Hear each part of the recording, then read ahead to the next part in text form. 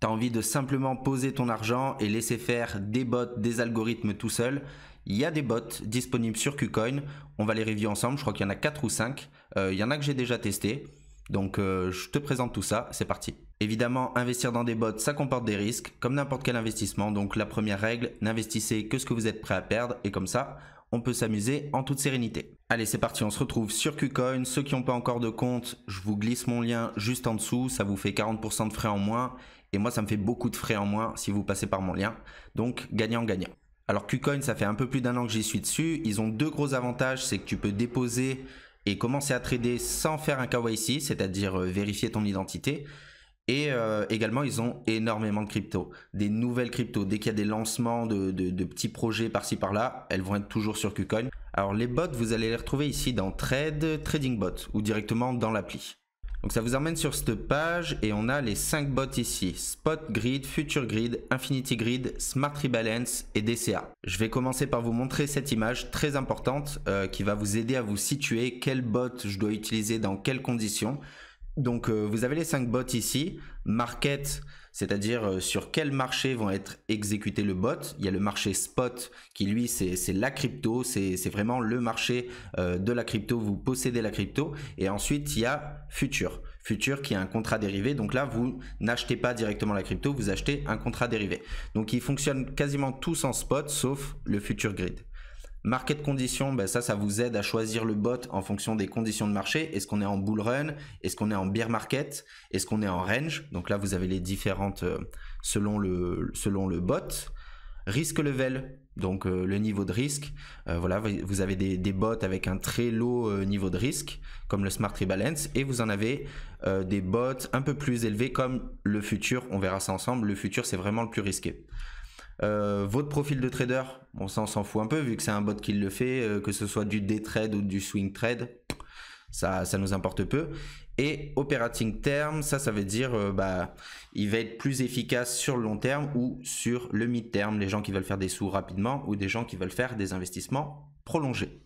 Donc je vais commencer par vous montrer le bot de DCA, donc là confirmé passé en version classique, que j'ai déjà présenté à plusieurs reprises sur TikTok ou sur Instagram. Donc DCA, on le retrouve juste ici, c'est bien exécuté sur le marché spot, c'est ce qu'on veut, on veut posséder la crypto. Donc DCA, ça veut dire Dollar Cost Averaging.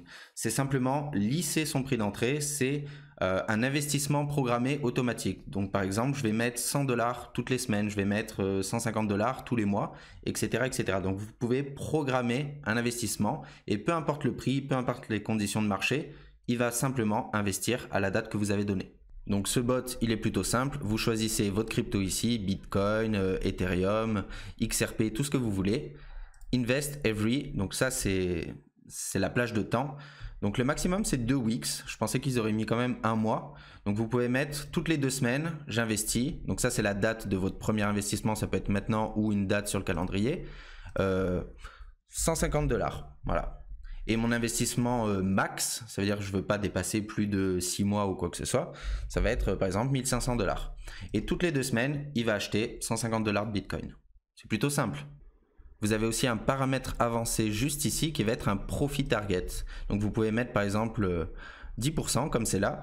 Donc dès que votre portefeuille au global, si par exemple vous avez mis 1000 € dedans, vous faites 10% de ces 1000 €, c'est-à-dire 100 €, vous pouvez demander à les revendre.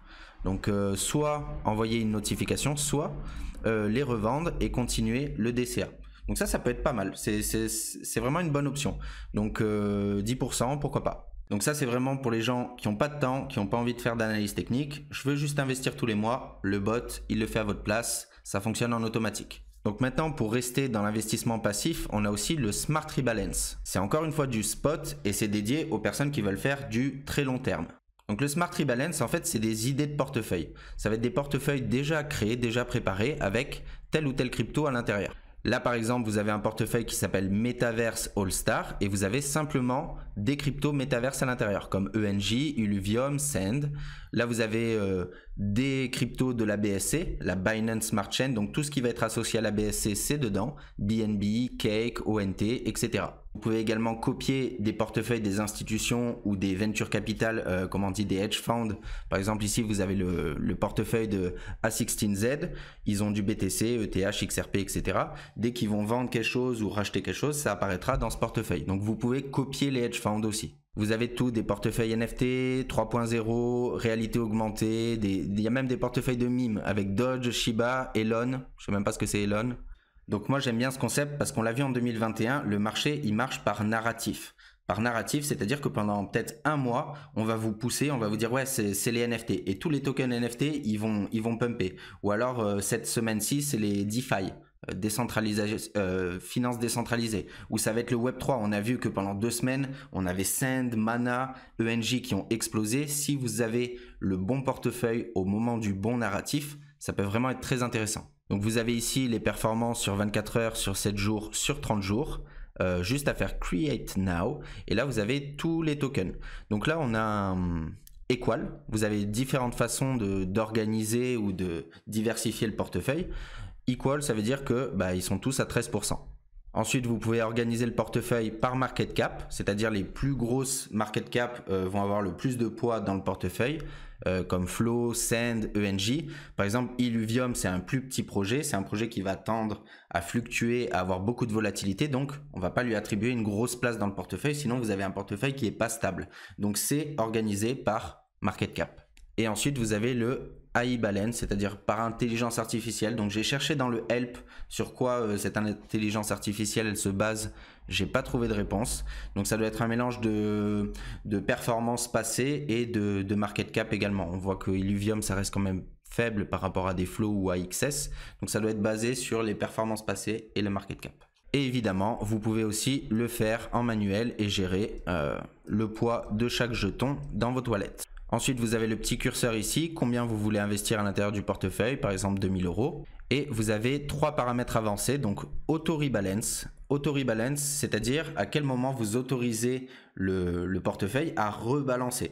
Oui, parce que dès qu'il va y avoir des profits ou des pertes, les pourcentages que vous avez mis, 13%, 13%, 13%, ils vont être faux. Donc, il faut rebalancer le portefeuille. C'est ça qui est intéressant sur ce bot. C'est vraiment cette... je n'achète juste pas les cryptos et j'attends. Non, il y a une mécanique de rebalance. C'est pour ça que ça s'appelle Smart Rebalance. Voilà, et rebalancement intelligent. Ok, donc il y a le rebalance par coin, donc c'est-à-dire là on a un exemple, si vous avez mis 3% de BTC et qui monte à 4% ou il descend à 2%, on rebalance tout le portefeuille pour retrouver un équilibre. Donc ça, le 1%, la valeur que vous choisissez, c'est l'écart. C'est l'écart, si j'ai mis 10% de BTC et que je me retrouve à 11, tu commences à rebalance. Si je mets 5, ça veut dire qu'il va commencer à rebalance quand je serai à 15% de BTC ou alors en dessous à 5% de BTC. Donc ça, c'est rebalance par ratio ou sinon un rebalance by time, c'est-à-dire je rebalance toutes les 30 minutes, je rebalance tous les 3 jours. Ça peut être risqué de faire ça, de rebalancer toutes les 30 minutes parce que du coup, à chaque fois, toutes les 30 minutes, il va y avoir des transactions, ça va vous coûter des frais. D'accord ? Puis, il n'y a pas vraiment d'intérêt à rebalancer tous les jours ou tous les mois. Moi, j'irais plus sur une solution comme ça. Après, ça dépend des cryptos que vous avez dedans. Si vous avez des cryptos très volatiles qui prennent 2% toutes les heures, si ici vous avez mis 2%, enfin qui montent ou qui descendent de 2% toutes les heures, ça va être ça va être le même problème, vous allez payer trop de fees. Donc pourquoi pas laisser un truc large comme 5%, dès qu'il y a un delta de 5%, on rebalance le wallet. Ça me paraît la solution la plus optimisée ici. Ensuite, vous avez l'option de mettre un stop loss. Donc, par exemple, dès que mon portefeuille a perdu plus de 15%, je revends tout ou alors j'ai une notification, mais je revends pas. Quand c'est de l'investissement long terme comme ça, du spot, moi, je ferai plus attention à quel type de coin je mets à l'intérieur. C'est-à-dire c'est des tokens que je pense je reverrai en 2023, en 2024, en 2025. C'est du spot. Je ne m'amuserai pas à vendre du spot en stop loss. Donc... après, c'est toujours bien de sécuriser comme ça, mais pour moi, le stop loss et le TP, c'est plus fait pour quand vous faites du futur, plutôt que sur des investissements long terme. Ok, j'ai acheté 13% de Sand et dans 2 ans, il vaut 50% en moins, je vais pas les revendre mon portefeuille. J'ai perdu mes Sand et c'est comme ça, quoi.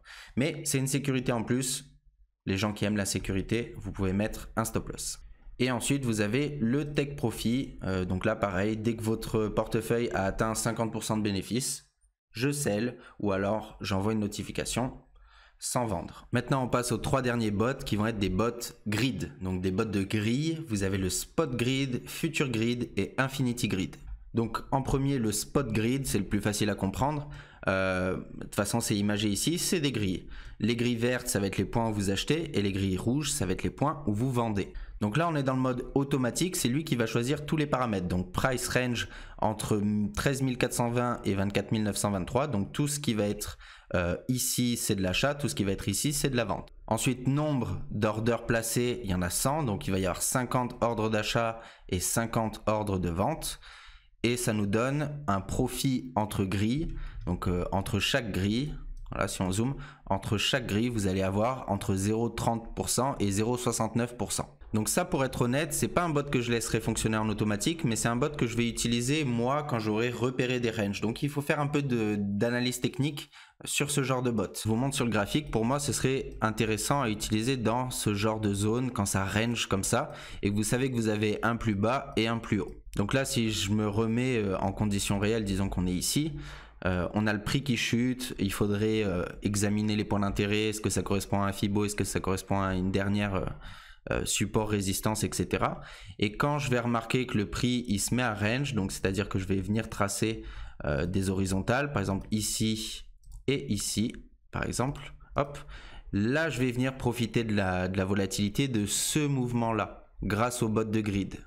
Et là par exemple, je viendrai rentrer dans les paramètres, 30 930 et 2788, là il fait ses grids à l'intérieur et je viens profiter de cette volatilité et faire des sous à l'intérieur, d'accord? Mais ça c'est quand je sais que le marché est range. Donc là je peux aller dans Customize, je peux rentrer moi-même les zones, par exemple de 15 000 à 24 630 et là il vient me mettre tout ça j'achète et tout ce qui est au-dessus je revends. Encore une fois, vous avez des paramètres avancés ici, le prix de votre première entrée, un stop loss et un take profit pour arrêter le bot lorsque vous êtes satisfait du rendement. Ensuite, vous avez le future grid, ça va être le même fonctionnement sauf que c'est sur le marché dérivé, donc vous pouvez faire des longues ou des shorts. Des longues, c'est-à-dire ce serait le même fonctionnement que le spot, c'est-à-dire j'achète dans le vert et je revends dans le rouge.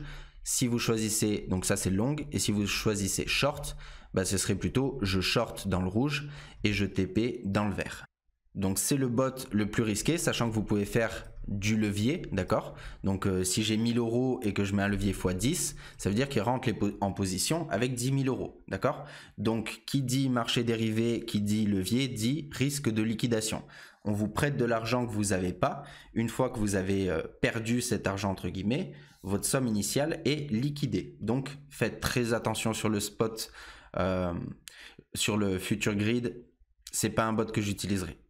Honnêtement, c'est pas un bot que j'utiliserai, même en paramètres auto, c'est trop risqué. C'est vraiment un bot risqué. Encore le spot grid, je peux y trouver de l'intérêt quand moi j'ai fait de l'analyse technique à côté.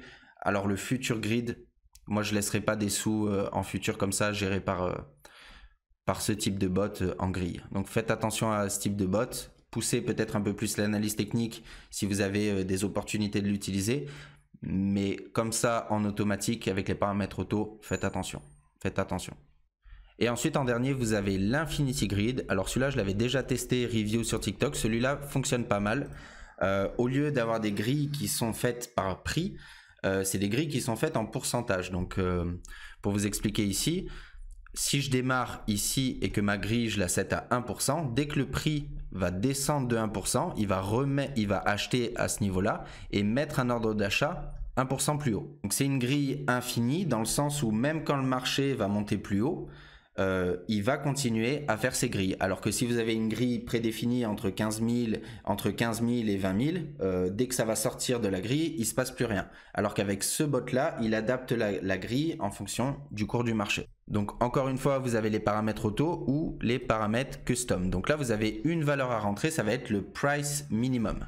Si vous regardez ici, ça va être le minimum price. Là, par exemple, c'est 48 000, c'est-à-dire en dessous de 48 000, j'arrête d'investir. D'accord? Ça, c'est vraiment, c'est pas un stop loss parce que de toute façon, vous êtes en marché spot, donc il va pas revendre. Mais c'est un moment où vous dites au robot, je veux plus faire les 1%, c'est la limite basse.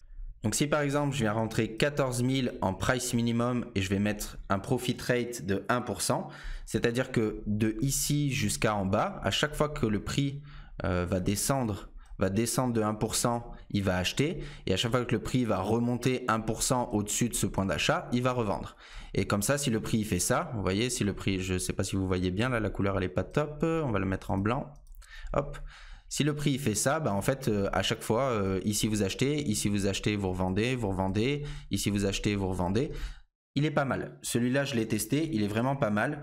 Les meilleurs moments à catch, par contre, ça va être vraiment ces points-là, d'accord? Si vous arrivez à choper ce point-là pour rentrer dans le bot, ben là, ici, vous allez vous gaver, vous allez profiter des 1%, etc., etc. C'est bien mieux sur une tendance haussière, d'accord? Parce que là, dès que mon prix va descendre en dessous de 14 000, ben, je vais être bloqué avec mon investissement et je vais devoir attendre que le prix remonte au-dessus. Donc pourquoi pas arrêter le bot en dessous d'une range. Par exemple ici, vous savez que ça va range ici, vous l'arrêtez ici. Ici, vous profitez et une fois que ça passe ici, vous revendez quand il passe à l'étage suivant. Voilà pour la présentation des bots KuCoin. Vous avez à peu près les mêmes à chaque fois sur Bybit, Binance, etc. Quoique KuCoin en ont des un peu plus intéressants comme ce Infinity Grid. Ça reste un moyen d'automatiser votre investissement.